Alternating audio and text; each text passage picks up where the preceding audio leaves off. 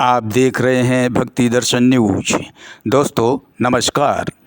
आज हम आए हुए हैं कस्बा कोड़ा जहानाबाद की ऐतिहासिक धरोहर राजराजेश्वर धाम बाड़े बाबा के दरबार में।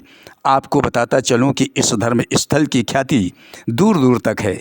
तो सबसे पहले हम मुख्य द्वार से अंदर प्रवेश करके सर्वप्रथम देखते हैं प्राकृतिक अनुपम छटा, जो हरे भरे दरख्तों पौधों से सजा हुआ सरसब्ज बाग है।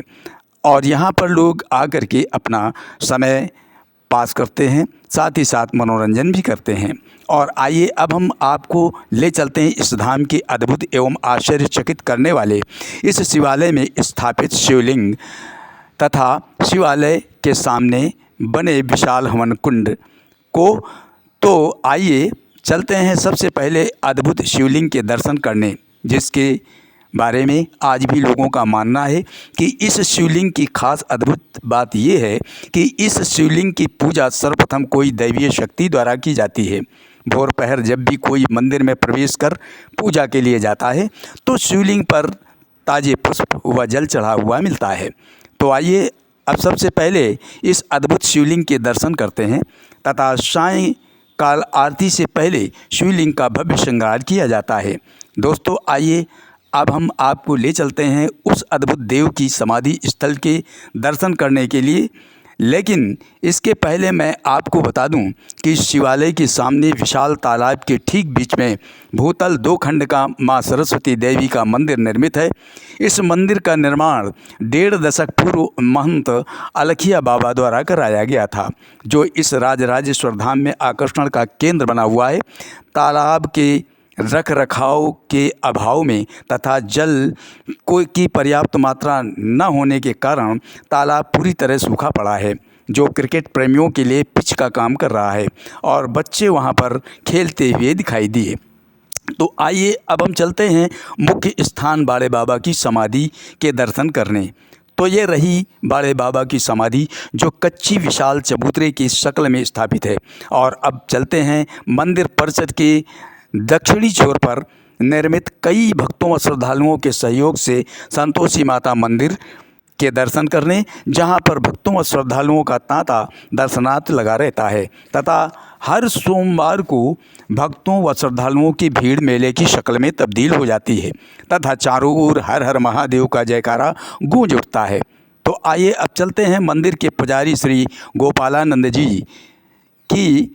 ये मूल निवासी कहूँ बिजौली जनपद फतेहपुर से हैं और विगत 2010 से मंदिर में पुजारी का काम व अन्य व्यवस्था देख रहे हैं।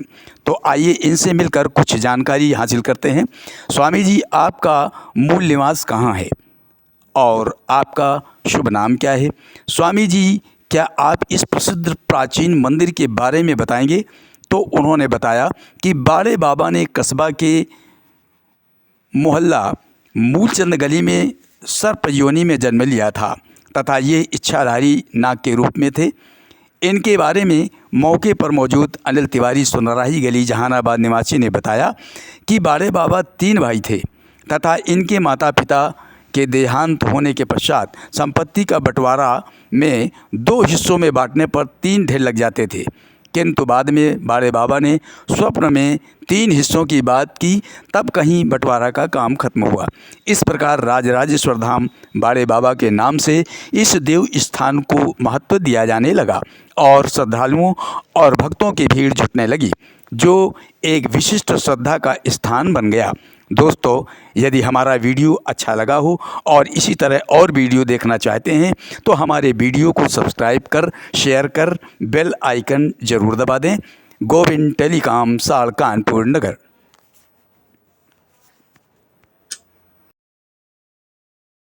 इस करके सर्वप्रथम देखते हैं प्राकृतिक अनुपम छटा, जो हरे भरे दरख्तों पौधों से सजा हुआ सरसब्ज बाग है। और यहाँ पर लोग आकर के अपना समय पास करते हैं, साथ ही साथ मनोरंजन भी करते हैं। और आइए अब हम आपको ले चलते हैं इस धाम के अद्भुत एवं आश्चर्यचकित करने वाले इस शिवालय में स्थापित शिवलिंग तथा शिवालय के सामने बने विशाल हवन कुंड को। तो आइए चलते हैं सबसे पहले अद्भुत शिवलिंग के दर्शन करने, जिसके बारे में आज भी लोगों का मानना है कि इस शिवलिंग की खास अद्भुत बात यह है कि इस शिवलिंग की पूजा सर्वप्रथम कोई दैवीय शक्ति द्वारा की जाती है।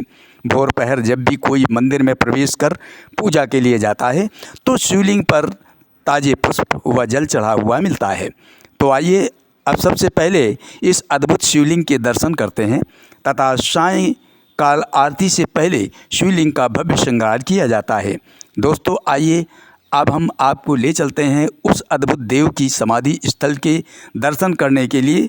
लेकिन इसके पहले मैं आपको बता दूं कि शिवालय के सामने विशाल तालाब के ठीक बीच में भूतल 2 खंड का मां सरस्वती देवी का मंदिर निर्मित है। इस मंदिर का निर्माण 1.5 दशक पूर्व महंत अलखिया बाबा द्वारा कराया गया था, जो इस राजराजेश्वर धाम में आकर्षण का केंद्र बना हुआ है। तालाब के रख रखाव के अभाव में तथा जल की पर्याप्त मात्रा न होने के कारण तालाब पूरी तरह सूखा पड़ा है, जो क्रिकेट प्रेमियों के लिए पिच का काम कर रहा है और बच्चे वहां पर खेलते हुए दिखाई दिए। तो आइए अब हम चलते हैं मुख्य स्थान बाड़े बाबा की समाधि के दर्शन करने। तो ये रही बाड़े बाबा की समाधि, जो कच्ची विशाल चबूतरे की शक्ल में स्थापित है।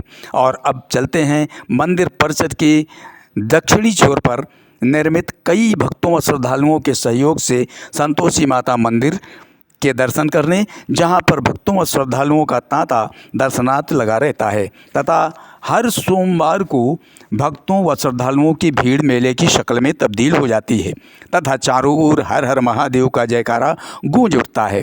तो आइए अब चलते हैं मंदिर के पुजारी श्री गोपालानंद जी की ये